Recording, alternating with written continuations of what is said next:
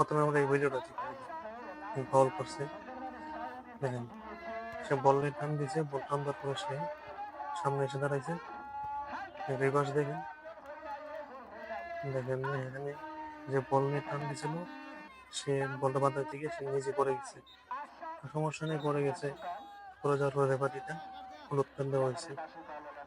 এটা কি হলুদ কার্ড দেওয়ার মতো ফাউল হয়েছে নাকি এটা আপনারাই বলবেন।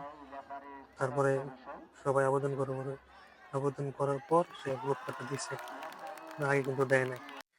তারপর আরেকটা ভিডিও দেখেন, ওই দেখেন সে কিন্তু হাত দিয়ে দেখেন একবারে, মানে তার পায়ে কিন্তু বল নেই, সে বল বাধা দিতে আসছিল, সে ধাক্কা দিছে, বরাবর ধাক্কা দিয়ে তারে ফালাই দিছে, বুকে হাত লাগছে, লাগার পরে তারে ধাক্কা দিয়ে ফেলে দিছে।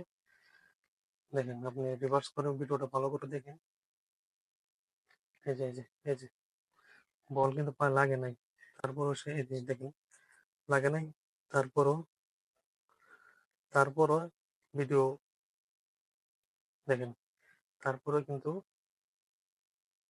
এই যে বলটা লাগাতে চাইছিল কিন্তু লাগে নাই, তারপর ধাক্কা মারছে দেখেন, ধাক্কাতে ফেলে দিয়ে বলটা চলে যেতেছে। আমার প্রশ্ন এখানে না, যেহেতু ধাক্কা দিছে, ধাক্কা দেওয়ার পরে তাকে কমসে কম ফাউল দেওয়ার দরকার ছিল, ফাউলও দেয় নাই, এটা হলুদ কার্ডও দেওয়ার দরকার নাই, দেয় নাই, কিন্তু ফাউলও দেয় নাই। তো এটা কি ফাউলের উপযুক্ত ছিল কিনা, ওইটা যদি হলুদ কার্ড হয় এটা তো ফাউল দেওয়ার দরকার ছিল। তো আমার প্রশ্ন এখানে না ফাউল দিল কেন বা ফাউল দিল না কেন, বা হলুদ কার্ড দিল কেন হলুদ কার্ড দিল না কেন, কিন্তু আপনাদের উপরে বিচার যে এখানে রেফারির কামটা কি ঠিক হয়েছে কিনা, বা এখানে হলুদ কার্ডটা দিয়েছে এটি হলুদ কার্ড দেওয়ার উপযুক্ত ছিল কিনা, বা ওইখানে যে ফাউলটা করছে এটা ফাউল করে ফাউল দেওয়ার দরকার ছিল কিনা।